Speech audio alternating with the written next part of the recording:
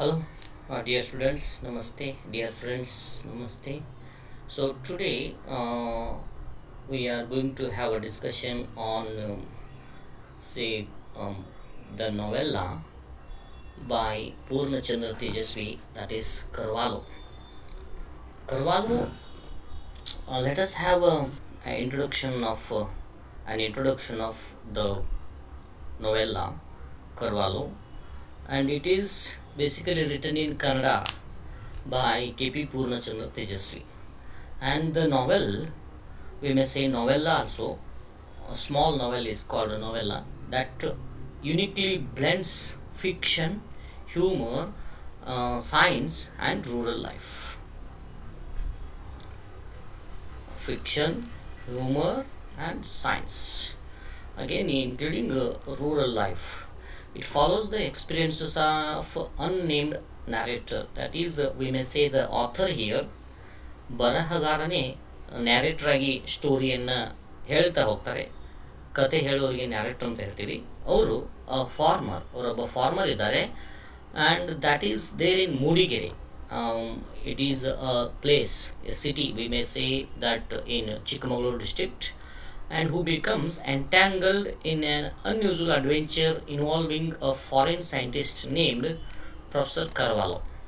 So Professor Karvalo ಜೊತೆಗಿನ ಒಂದು ವಿಶೇಷವಾದಂಥ ಜರ್ನಿಯನ್ನು ನಾವು ಈ ಒಂದು ನಾವೆಲ್ಲದಲ್ಲಿ ನೋಡ್ತೇವೆ.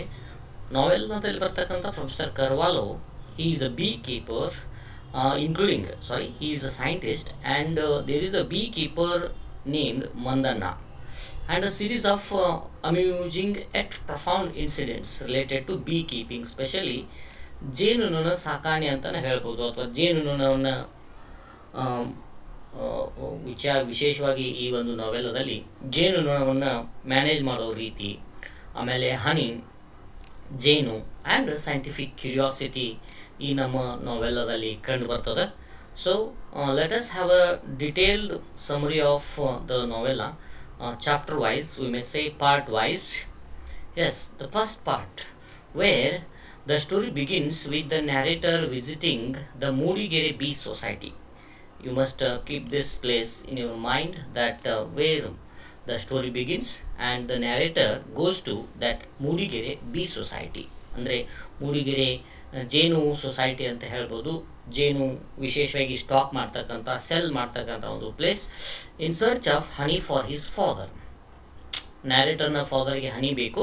ಅವರು ನ್ಯಾರೇಟರ್ನ father, and he follows an Ayurvedic practice of consuming honey. ಜೇನನ್ನು ಏನು ಕುಡಿಯೋದು ಇದೆ ಅಥವಾ ತಗೊಳ್ಳೋದಿದೆ, ಆ ಒಂದು ಪ್ರಾಕ್ಟೀಸನ್ನು ನ್ಯಾರೇಟರ್ನ ಫಾದರ್ ಹೊಂದಿದ್ರು. ಹಾಗಾಗಿ ಅದಕ್ಕಾಗಿ ಜೇನನ್ನು ಕಲೆಕ್ಟ್ ಮಾಡಲಿಕ್ಕೆ, ಜೇನನ್ನು ತಗೋಲಿಕ್ಕೆ ನ್ಯಾರೇಟರ್ ಹೋಗ್ತಾರೆ ಮೂಡಿಗೆರೆ ಬೀ ಸೊಸೈಟಿಗೆ. The journey to obtain honey leads him to cooperative society, where he meets two characters, that is Mandanna and Lakshmana. These are the two common human beings we find in the story, or we may say in the novella, who handle honey trade. ಜೇನು ವ್ಯಾಪಾರವನ್ನು handle ಮಾಡ್ತಾ ಇರ್ತಕ್ಕಂಥ ಇಬ್ಬರು ಆ ಸೊಸೈಟಿಲಿದ್ದರು, ಅವರು Mandanna and Lakshmana. He soon discovers that the narrator, he means narrator here, he soon discovers that the society has an abundance of honey. ಸಾಕಷ್ಟು ಪ್ರಮಾಣದಲ್ಲಿ ಹನಿ ಅವರ ಹತ್ರ ಇದೆ. ಯಾಕಂದರೆ ಡ್ಯೂ ಟು ಆ್ಯನ್ ಅನ್ಯೂಸುವಲ್ ಫೆನಾಮೆನನ್, ಒಂದು ಪ್ರಕ್ರಿಯೆಯಲ್ಲಿ ಆಗಿತ್ತು. ಏನಂತಂದರೆ ಅ ರೇರ್ ಪ್ಲ್ಯಾಂಟ್ ಕಾಲ್ಡ್ ಗುರುಗಿ, ಒಂದು ವಿಶೇಷವಾದಂತಹ ಏನು ಪ್ಲ್ಯಾಂಟ್ ಗುರುಗಿ ಹ್ಯಾಸ್ ಬ್ಲೂಮ್ಡ್ ಆಫ್ಟರ್ 8 years, 8 ವರ್ಷಗಳ ನಂತರ ಆ ಒಂದು ಹೂ ಬಿಡುವ ಒಂದು ಸಸ್ಯ ಅರಳಿದೆ. ಹಾಗಾಗಿ ಜೇನುಗಳು ಸಾಕಷ್ಟು ಸಿಗ್ತಾ ಇದ್ದಾವೆ ಅವರಿಗೆ, leading to an unexpected honey surplus. ಸಾಕಷ್ಟು ಜೇನು ಅವರಿಗೆ ಸಿಕ್ಕಿತ್ತು, ಲಕ್ಷ್ಮಣ ಆ್ಯಂಡ್ ಮಂದಣ್ಣ ಅವರಿಗೆ. ಹಾಗಾಗಿ ಅವರು ಈಗ ನ್ಯಾರೇಟರ್ ಅವರು ಅವ್ರ ಹತ್ರ ಹೋಗಿದ್ದಾರೆ ಜೇನು ತಗೊಳ್ಳಿಕ್ಕೆ.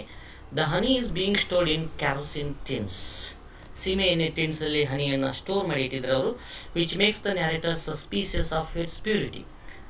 ಸೀಮೆ ಎಣ್ಣೆ ಕ್ಯಾನಲ್ಲಿ ಇಟ್ಟಿದ್ದಕ್ಕಾಗಿ ನ್ಯಾರೇಟರ್ಗೆ ಸ್ವಲ್ಪ ಅದರ ಬಗ್ಗೆ ಸಸ್ಪಿಷನ್, ಡೌಟ್ ಬರ್ತದೆ. When he finally purchases a large tin of honey, he realizes that instead of golden liquid honey, ಒಂದು ಬಂಗಾರದ ಬಣ್ಣದ ಹನಿಯ ಬದಲಾಗಿ he has received crystallized honey, ಸ್ವಲ್ಪ ಬಟ್ಟೆ ಇಳಿಸಿದ ಹನಿ ಅವರಿಗೆ ಕೊಟ್ಟಿದ್ದಾರೆ ಅಂತ ಅನಿಸ್ತದ. ಹಾಗಾಗಿ ಮುಂದೆ ಮರುದಿನ ಅವರು ಭೇಟಿ ಮಾಡ್ತಾರೆ. Here it is not in the lines, but he goes, means the narrator goes again in the next morning, and Mandan assures him that heating it will restore to its liquid form. ಅದು ಸ್ವಲ್ಪ solidify ಆಗಿರ್ತದೆ ಹನಿ. ಹಾಗಾಗಿ ಮಂದನ್ ಅವ್ರಿಗೆ ಹೇಳ್ತಾನೆ, ಸ್ವಲ್ಪ ನೀವು ಹನಿಯನ್ನು heat ಮಾಡಿದೆ ಅದಲ್ಲಿ ಅದು ತನ್ನದೇ ಆಗಿರ್ತಕ್ಕಂಥ ರೂಪಕ್ಕೆ ಬರ್ತದ ಅನ್ನೋದನ್ನು ಕ್ಲಿಯರ್ ಮಾಡ್ತಾ ಹೋಗ್ತಾನೆ. ನಿಮ್ಗೆ ಈಗಾಗಲೇ ಹೇಳಿದ ಹಾಗೆ ಏನಂತಂದರೆ ಇಲ್ಲಿ ರೂರಲ್ ಲೈಫ್ ಹಾಗಾಗಿ ನಮಗೆ ಕಾಣಿಸ್ಕೊಳ್ತದ ಈ ಒಂದು ಏನು ನಾವೆಲ್ಲದಲ್ಲಿ ರೂರಲ್ ಲೈಫ್, ಗ್ರಾಮೀಣ ಜೀವನ, ಗ್ರಾಮೀಣ ಜನರ ಒಂದು ಲೈಫ್ ಸ್ಟೈಲ್ ಜೊತೆಗೆ ಅವರ ಕ್ಯಾರೆಕ್ಟರ್ಸ್ ಕೂಡ ನಾವಿಲ್ಲಿ ಕಾಣ್ಬೋದು. So the second part will be there the bee infestation and scientific enquiry. ಅಲ್ಲಿ ಒಂದು ಘಟನೆ ನಡೀತದೆ. ದಸ್ ಏನಂತಂದರೆ while transporting the tin of honey, ಹನಿಯ ಆ ಟಿನ್ನನ್ನು ತೆಗೆದುಕೊಂಡು ಹೋಗ್ತಿರ್ಬೇಕಾದ್ರೆ ನ್ಯಾರೇಟರ್ ತನ್ನ ಜೀಪಲ್ಲಿ, narrator's jeep breaks down due to lack of fuel. ನ್ಯಾರೇಟರ್ನ ಜೀಪ್ನಲ್ಲಿ ಪೆಟ್ರೋಲ್ ಮುಗೀತದೆ. And as he waits for help, bees from the surrounding forest begin swarming the vehicle. ವೆಹಿಕಲಲ್ಲಿ ಬಿ ಇರೋದ್ರಿಂದ ಹನಿ ಇರೋದ್ರಿಂದ, ಜೇನು ಇರೋದ್ರಿಂದ ಜೇನುನೊಣಗಳು ಆ ಒಂದು ಜೀಪನ್ನು ಸುತ್ತುವರಿತವೆ, ಮುತ್ತುತ್ತವೆ ಅಂತ ಈ ಒಂದು ಸಾಲಿನ ಅರ್ಥ.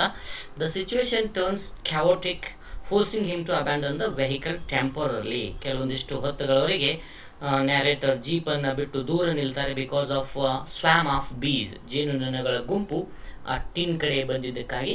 Next his curiosity about bees leads him to meet professor Karvalo. ಈ ಜೇನುನೊಣಗಳ ಒಂದು ವಿಶೇಷತೆ ಅವರು ಪ್ರೊಫೆಸರ್ ಕರ್ವಾಲೋ ಅವರನ್ನು ಮೀಟ್ ಮಾಡೋ ಹಾಗೆ ಮಾಡ್ತದೆ. ಈ professor Carvalho is renowned but mysterious scientist. ಭಾಳ ಜನರಿಗೆ ಪ್ರಚಲಿತ ಇರ್ತಾರೆ, ಆದರೂ ಅವರು ಸ್ವಲ್ಪ ಮಿಸ್ಟೀರಿಯಸ್ ಇರ್ತಾರೆ, ಆ ರೀಜನಲ್ಲಿ ವರ್ಕ್ ಮಾಡ್ತಾ ಇರ್ತಾರೆ. ಕರ್ವಾಲೋ ಇಸ್ ಆನ್ ಎಂಟೊಮಾಲಜಿಸ್ಟ್, ಜೇನು ಹುಳುಗಳ ತಜ್ಞ ಅಂತ ನಾವು ಕರಿತೀವಿ, entomologist. You must remember the word entomologist. Karvalo was a scientist and he is perfectly known as entomologist. He is studying insects, ಹುಳುಗಳನ್ನು ಸ್ಟಡಿ ಮಾಡ್ತಾ ಇರ್ತಕ್ಕಂತಹ ಒಂದು ಶಾಸ್ತ್ರಕ್ಕೆ ಎಂಟೊಮಾಲಜಿ ಅಂತ ಕರಿತೇವೆ. And is particularly interested in unique species of bees. Specially ವಿಶೇಷವಾಗಿರ್ತಕ್ಕಂಥ ತಳಿಯ ಜೇನು ಹುಳುಗಳನ್ನು ಅಭ್ಯಾಸ ಮಾಡೋದ್ರಲ್ಲಿ ಅವರು ಆಸಕ್ತರಾಗಿರ್ತಾರೆ. ಈ ವೆಸ್ಟರ್ನ್ ಘಾಟ್ಸಲ್ಲಿ ಅವು ಸಿಗ್ತಾ ಇರ್ತವೆ. Those bees are found in Western Ghats. The professor becomes an influential figure in the story, bridging the gap between traditional rural beliefs and scientific explanation. My dear friends, this novella story is really the theme. It has the theme, this one. ಈ ನಾವೆಲ್ಲದಲ್ಲಿ basic theme ಏನು ಅಂತಂದರೆ ಅಲ್ಲಿ ಸಾಂಪ್ರದಾಯಿಕ ಗ್ರಾಮೀಣ ಭಾಗದ ನಂಬಿಕೆಗಳು ಹಾಗೂ ವಿಶೇಷವಾಗಿ ವೈಜ್ಞಾನಿಕ ವಿವರಣೆಗಳನ್ನು, ಅಂದರೆ ವಿಜ್ಞಾನದ ಸತ್ಯಗಳು, ಈ ಒಂದು ಗ್ರಾಮೀಣ ಭಾಗದ ಜೇನುಹುಳುಗಳ ಸಾಕಾಣೆ, ಅವುಗಳನ್ನು ಉಳಿಸಿ ಬೆಳೆಸುವ ರೀತಿ, ಯಾವ ರೀತಿ ರೂರಲ್ ಜನರಲ್ಲಿ ನಂಬಿಕೆ ಇರ್ತದೆ ಅಥವಾ ಪ್ರಾಕ್ಟೀಸ್ ಇರ್ತದೆ, ಅದು ಒಂದು ಕಡೆ. ಆದರೆ ಈ ಪ್ರೊಫೆಸರ್ ಕರ್ವಾಲೋ ಅವರ ವೈಜ್ಞಾನಿಕ ಆಧಾರದ ತಳಹದಿಯ ಮೇಲೆ ಅವುಗಳ ಬಗ್ಗೆ ಅಭ್ಯಾಸಿಸೋದು ಒಂದು ಕಡೆ. So this is what the gist of our second part.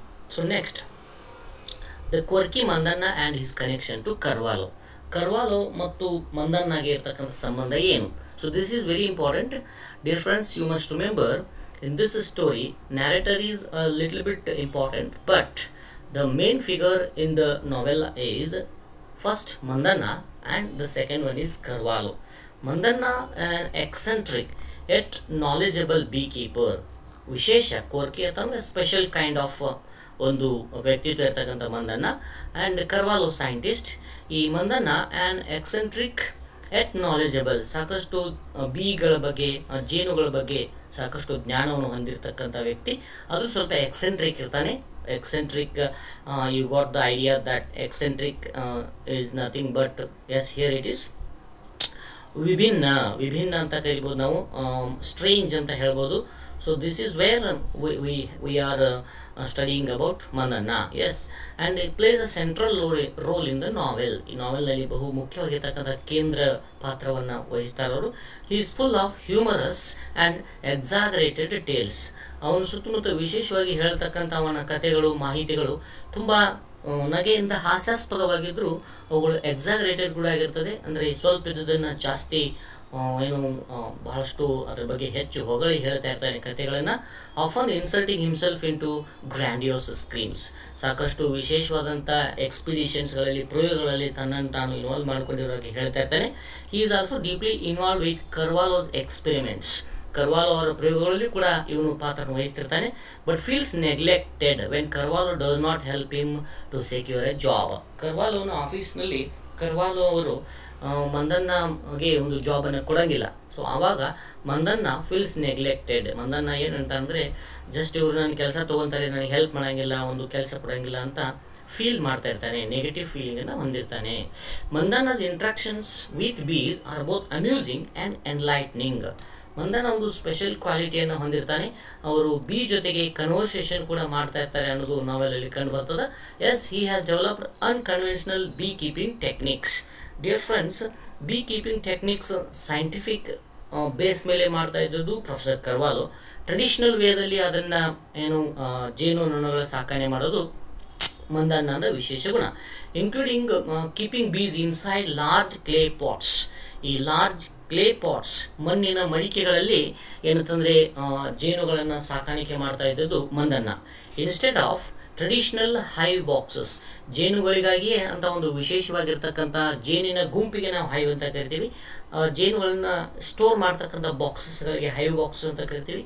ಇದನ್ನು ಪ್ರೊಫೆಸರ್ ಕರ್ವಾಲೋ ಅವರು ಪ್ರೊಫೆಷನಲ್ ಆಗಿ ಪ್ರಾಕ್ಟೀಸ್ ಮಾಡ್ತಾ ಇರ್ತಾರೆ.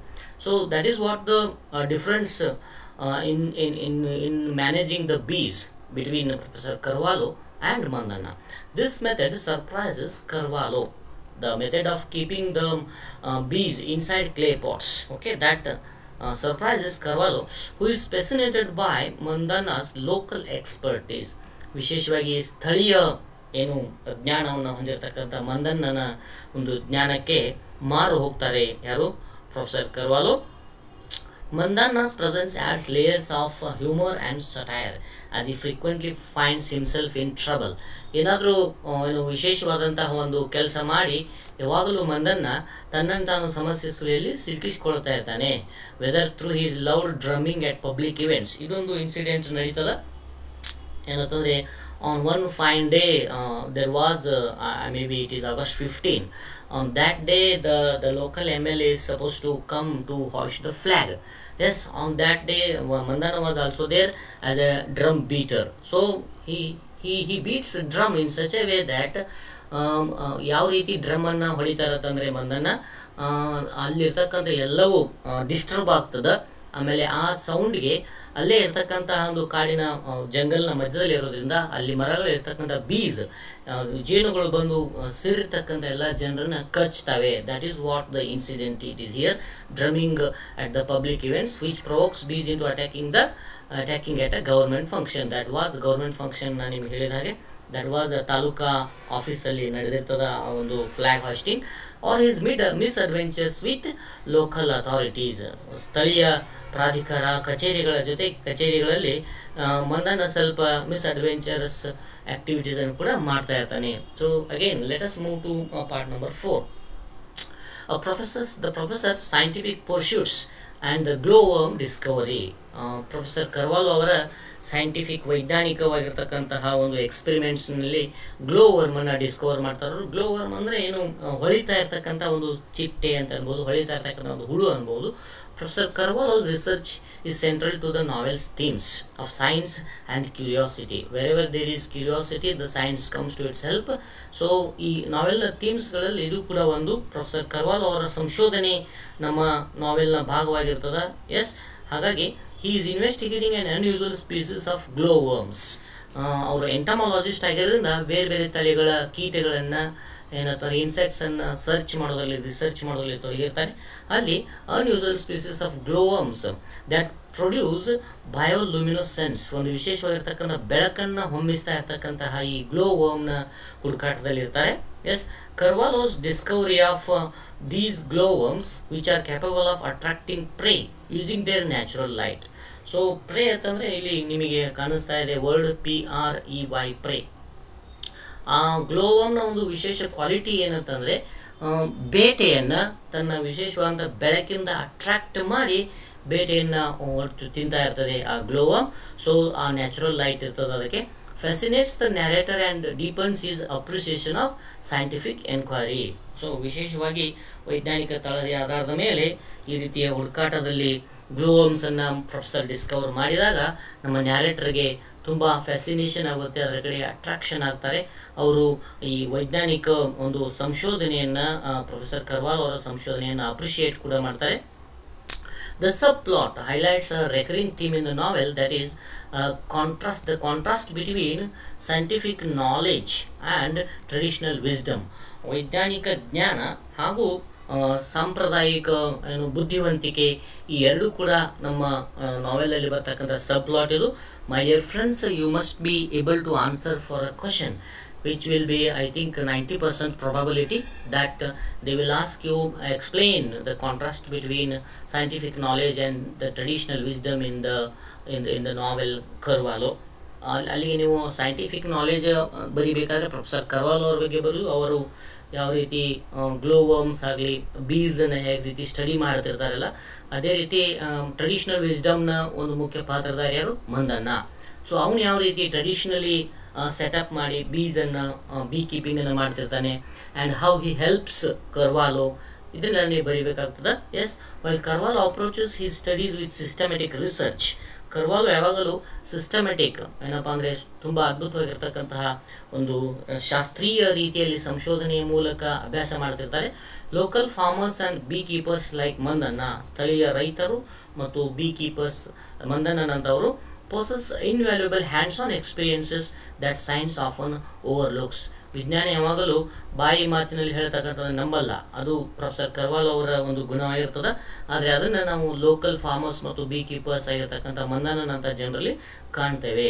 Next, the climactic bee hive disaster, ಅಲ್ಲೊಂದು ಇನ್ಸಿಡೆಂಟ್ ನಡೀತದೆ. One of the novel's most memorable events in the bee disaster caused by Mandanna. ಈ story ನಾನು already ಹೇಳಿದ್ದೇನೆ, ಬಟ್ ಇಲ್ಲಿ ಕ್ಲಿಯರ್ ಆಗಿ ಬರ್ತದೆ ನೋಡಿ. ಏನಂತಂದರೆ, ಡ್ಯೂರಿಂಗ್ ಆನ್ ಇಂಡಿಪೆಂಡೆನ್ಸ್ ಡೇ, ಅಲ್ಲೊಂದು ಕಾರ್ಯಕ್ರಮ ನಡೀತಿರ್ತದೆ, Independence Day function. Mandanna participates in band performance. In Independence Day ದಿವಸ ಬ್ಯಾಂಡ್ ಪರ್ಫಾರ್ಮೆನ್ಸನ್ನು ಮಾಡಬೇಕು, ಅದರಲ್ಲಿ ಮಂದಣ್ಣ ಕೂಡ ಪಾರ್ಟಿಸಿಪೇಟ್ ಮಾಡ್ತಾರೆ. And enthusiastically playing a large drum, ಒಂದು ಲಾರ್ಜ್ ಡ್ರಮ್ಮನ್ನು ತುಂಬ ಅದರಲ್ಲಿ ಇನ್ವಾಲ್ವ್ ಆಗಿ ಡ್ರಮ್ಮಿಂಗ್ ಮಾಡ್ತಾ ಇರ್ತಾರೆ ಅವರು. The loud drumming enrages nearby bee hive, ಅಲ್ಲೇ ಇರ್ತಕ್ಕಂಥ ಏನು ಜೇನಿನ ಗೂಡು ಅಂತ ನಾವು ಕರಿತೇವೆ, ಅದನ್ನು ಅಲ್ಲಿರ್ತಕ್ಕಂಥ ಜೇನುಗಳಿಗೆಲ್ಲವೂ ಕೂಡ ಅದು ಎಂಡ್ರೇಜ್ ಮಾಡುತ್ತೆ, ಸಿಟ್ಟು ಬರ್ಸುತ್ತೆ ಅವುಗಳಿಗೂ ಕೂಡ.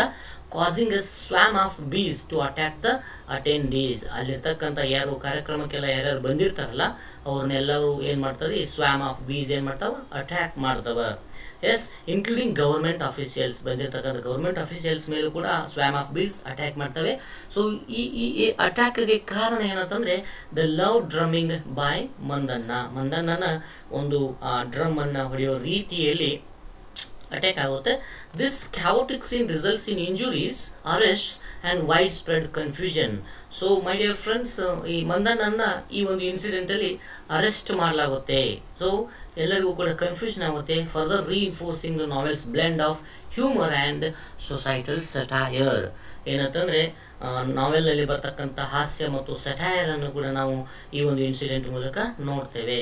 The incident draws the attention of the authorities, local ಅಧಿಕಾರಿಗಳ ಅಟೆನ್ಷನ್ನ ಈ ಒಂದು ಘಟನೆ ಸೆಳೆಯುತ್ತೆ. And Mandanna is suspected of orchestrating the chaos. Mandanna ಏನಪ್ಪ ಅಂದರೆ ಈ ಕ್ಯಾವೋಸ್ಗೆ ಅಂದರೆ ದುರ್ಘಟನೆಗೆ ಅಥವಾ ಕನ್ಫ್ಯೂಷನ್ಗೆ ಕಾರಣ ಅಂತ ಡಿಸೈಡ್ ಮಾಡಲಾಗುತ್ತೆ. His troubles continue to mount, including personal issues such as failed job opportunities and marriage prospects. ಅವನಿಗೆ ಮದುವೆ ಆಗಿರೋಂಗಿಲ್ಲ, ಯಾಕಂತಂದ್ರೆ ಅವನಿಗೆ ಜಾಬ್ ಇರೋಂಗಿಲ್ಲ. ಹಾಗಾಗಿ ಅವನು ಅಲೋನ್ ಇದ್ದಿದ್ದಕ್ಕಾಗಿ ಅವನನ್ನು ಹೆಚ್ಚು ಕಡಿಮೆ ಈ ಒಂದು ನಾವೆಲಲ್ಲಿ ತುಂಬ ಪ್ರಾಬ್ಲಮೆಟಿಕ್ ಪರ್ಸನ್ ಆಗಿ ನಾವು ನೋಡ್ತೇವೆ. ಬಟ್ ಈ ಈಸ್ ಎಕ್ಸೆಂಟ್ರಿಕ್ ಎಟ್ ನಾಲೆಜಬಲ್, ಅಲ್ಲಿ ಫಸ್ಟ್ ಟೈಟಲಲ್ಲಿ ನಮಗೆ ಬಂದಿದೆ. ನೆಕ್ಸ್ಟ್ ನೋಡಿ, the bee hive conflict and resolution. So the narrator's curiosity about bees depends as he observes a bee hive forming in his wooden barn. ಮನೆಯಲ್ಲಿ ಯಾವ ರೀತಿ ನಾವು ಕಟ್ಟಿಗೆಯನ್ನು ಬಿಟ್ಟಿರ್ತೇವೆ ಅದೇ ರೀತಿ ನ್ಯಾರೇಟರ್ ಕೂಡ ಒಂದು ತಮ್ಮ ಏನು ವುಡನ್ ಬಾನಲ್ಲಿ ಅಂದರೆ ಕಟ್ಟಿಗೆಯಿಂದ ಕೂಡಿರ್ತಕ್ಕಂಥ ಏನು ಕೊಟ್ಟಿಗೆಯನ್ನು ಹೊಂದಿರ್ತಾರೆ. ಆ ಕೊಟ್ಟಿಗೆಯಲ್ಲಿ ಬಿ ಹೈವ್ಸ್ ತಮ್ಮ ಒಂದು ಬೀಗಳು ತಮ್ಮ ಹೈವನ್ನು ಮಾಡ್ಕೊಂಡಿರ್ತವೆ, ಒಂದು ಗೂಡನ್ನು ಕಟ್ಟಿರ್ತದೆ. Unsure of how to handle it, ಅದನ್ನು ಹ್ಯಾಂಡಲ್ ಹೇಗೆ ಮಾಡೋದು ಅಂತ ಗೊತ್ತಾಗ್ಲಾರ್ದೆ ನ್ಯಾರೇಟರ್ ಏನು ಮಾಡ್ತಾರೆ ಅಂತಂದರೆ ಹಿ ಸಿಕ್ಸ್ ಮಂದನ್ನಸ್ ಅಡ್ವೈಸ್, ಈ ವಿಚಾರದಲ್ಲಿ ಮಂದನನ ಸಲಹೆ ಮಾರ್ಗದರ್ಶನವನ್ನು ಕೋರ್ತಾರೆ. But however Mandanna is missing due to personal conflicts, ಈಗಾಗಲೇ ಅರೆಸ್ಟ್ ಮಾಡಿರ್ತಕ್ಕಂಥ ಮಂದನ್ನ ಯಾವಾಗ ರಿಲೀಸ್ ಆಗ್ತಾನೆ ಅವಾಗ ಅವನು ಅಬ್ಸ್ಕಾಂಡ್ ಆಗಿರ್ತಾನೆ. He is nowhere because Mandanna ಅಲ್ಲಿ ಇರಂಗಿಲ್ಲ, ಅದಕ್ಕೆ ಕಾರಣಗಳು ಹಲವಾರು. Because he has no job and even he has no marriage and he is jobless, so he goes somewhere, he goes somewhere in a hiding place. some relatives ಮನೆಗೆ ಹೋಗಿರ್ತಾರೆ ಅಂತ ನಾವು decide ಮಾಡ್ಬೋದು ಇಲ್ಲಿ. ಅಲ್ಲಿ including a dispute with his family regarding marriage, ಕುಟುಂಬದಲ್ಲಿ ಇವನ ಮದುವೆ ಬಗ್ಗೆ ಒಂದು ಡಿಸ್ಪ್ಯೂಟ್ ಆಗ್ತದ, ಒಂದು ಸಂಘರ್ಷ ಆಗ್ತದೆ, ಹಾಗಾಗಿ ಅವನು ಮನೆಯಲ್ಲಿ ಇರಂಗಿಲ್ಲ. So is not able to help the narrator, ಅವನು ನ್ಯಾರೇಟರ್ಗೆ ಹೆಲ್ಪ್ ಮಾಡೋಕ್ಕಾಗಿಲ್ಲ. Or we may say the narrator is not able to get the help of Mandanna to manage the beehive which is constructed in the wooden barn at our narrator's house. ನಮ್ಮ ನ್ಯಾರೇಟರ್ನ ಮನೆಯಲ್ಲಿ ಕಟ್ಟಿರ್ತಕ್ಕಂಥ ಜೇನುಗೂಡನ್ನು ಯಾವ ರೀತಿ manage ಮಾಡಬೇಕು ಅನ್ನೋದು ಅವ್ರಿಗೂ ಕೂಡ ಗೊತ್ತಾಗಂಗಿಲ್ಲ. ಹಾಗಾಗಿ ಆ ವಿಷಯಕ್ಕೆ ಹೆಲ್ಪ್ ತಗೊಳ್ಳಿಕ್ಕೆ ಬಂದಾಗ ಅಲ್ಲಿ ಏನು ಮಂದನ್ನ ಸಿಗಂಗಿಲ್ಲ. ಇನ್ನೇನು attempt to relocate the hive, ಜೇನುಗೂಡನ್ನು ಒಂದು ಕಡೆ ರೀಲೊಕೇಟ್ ಮಾಡಲಿಕ್ಕೆ ಅವರು ಟ್ರೈ ಮಾಡ್ತಾರೆ, ಅಟೆಂಪ್ಟ್ ಮಾಡ್ತಾರೆ. ಯಾರು? The narrator and is assistant.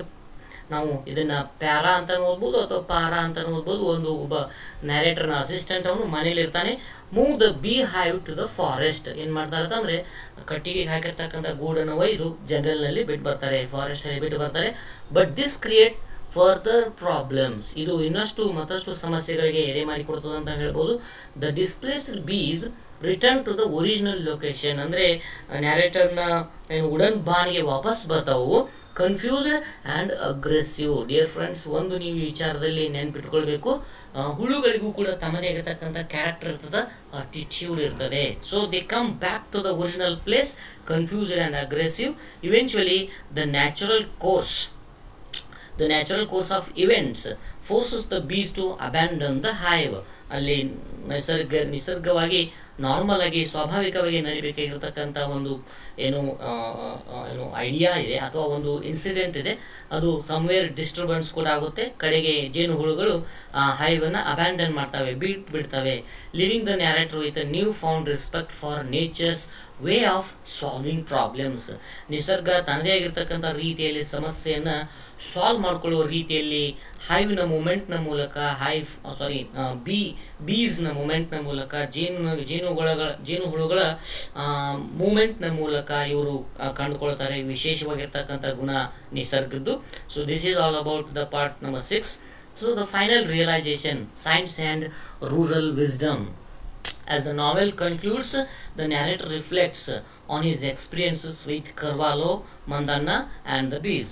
ನಮಗೆ ನಾವೆಲ್ನ ಕಡೆ ಕನ್ಕ್ಲೂಷನ್ದಲ್ಲಿ narrator reflects on his experiences with Karvalo, Mandanna and the bees. Karvalo ಮತ್ತು ಮಂದನ್ನ ಮತ್ತು ಬೀಸ್, ಈ ಮೂರು, ಇಲ್ಲಿ ಬೀಸನ್ನು ಕೂಡ ಒಂದು ಕ್ಯಾರೆಕ್ಟರ್ ಅಂತ ನಾವು ಕನ್ಸಿಡರ್ ಮಾಡ್ಬೋದು. ಈ ಮೂರು ಕ್ಯಾರೆಕ್ಟರ್ನ ಒಂದು ನಡತೆ, ರೀತಿ, ನೀತಿಯಿಂದ ನ್ಯಾರೇಟರ್ ತಮ್ಮ ವಿಶೇಷ ಅನುಭವವನ್ನು ಪಡೆದುಕೊಳ್ತಾರೆ ಅನ್ನೋದು ನಾವೆಲ್ನ ಎಂಡಲ್ಲಿ ನಮಗೆ ಗೊತ್ತಾಗ್ತದೆ. The novel does not have A conventional hero, ಒಬ್ಬ ವಿಶೇಷವಾಗಿರ್ತಕ್ಕಂಥ ಹೀರೋ ಈ ನಾವೆಲ್ನಲ್ಲಿ ಇದ್ದಾರೆ ಅಥವಾ ಒಬ್ಬ ವಿಲನ್ ಈ ನಾವೆಲ್ನಲ್ಲಿ ಇದ್ದಾರೆ ಅನ್ನೋದು ನಮಗೆ ಕಂಡು ಬರಲ್ಲ. But instead explores the symbiotic relationship between rural traditions and scientific progress. ವೈಜ್ಞಾನಿಕ ಪ್ರಗತಿ ಹಾಗೂ ಏನು ಗ್ರಾಮೀಣ ಭಾಗದಲ್ಲಿ ಇರ್ತಕ್ಕಂಥ ಸಂಪ್ರದಾಯಗಳ ನಡುವಿನ ಒಂದು ವಿಶೇಷ ಸಂಬಂಧವನ್ನು ನಮ್ಮ ನ್ಯಾರೇಟರ್ ಕಂಡುಕೊಳ್ತಾರೆ. So Karvalo represents formal scientific enquiry. Karvalo ಈ ಒಂದು ನಾವೆಲ್ನಲ್ಲಿ ವಿಶೇಷವಾಗಿ ವೈಜ್ಞಾನಿಕ ರಿಸರ್ಚ್, ವೈಜ್ಞಾನಿಕ ಎನ್ಕ್ವೈರಿಯನ್ನು ಅವರು ರಿಪ್ರೆಸೆಂಟ್ ಮಾಡಿದರೆ, Mandanna embodies folk knowledge and practical wisdom. Mandanna ಏನಂತಂದರೆ ತನ್ನದೇ ಆಗಿರತಕ್ಕಂತಹ ಒಂದು ಜನಪದ ಆರ್ ಲೋಕಲ್ ಅಂತ ನಾವು ಅನ್ಬೋದು, ಮತ್ತು ಪ್ರಾಕ್ಟಿಕಲ್ ವಿಸ್ಡಮ್ ಅವನಲ್ಲಿದ್ದುದು ಈ ನಾವೆಲಲ್ಲಿ ಗೊತ್ತಾಗುತ್ತೆ. The narrator caught between these two worlds. ಯಾವ್ಯಾವ ವರ್ಲ್ಡ್ ರೀ? ಎರಡು. ಒಂದು ವಿಶೇಷವಾಗಿರ್ತಕ್ಕಂಥ ಕರ್ವಾಲೋನ ಸೈಂಟಿಫಿಕ್ ವರ್ಲ್ಡ್ ಆ್ಯಂಡ್ ಮಂದನನ ಲೋಕಲ್ ಪ್ರಾಕ್ಟಿಕಲ್ ವೈಸ್ ವರ್ಲ್ಡ್ ಅಂತೇಳಿ ಈ ಎರಡರಲ್ಲೂ ಕೂಡ ನಮ್ಮ ನ್ಯಾರೇಟರ್ ಕನ್ಫ್ಯೂಷನಲ್ಲಿ ಸಿಕ್ಕಾಕೊಳ್ತಾರೆ. Realises that both perspectives hold value.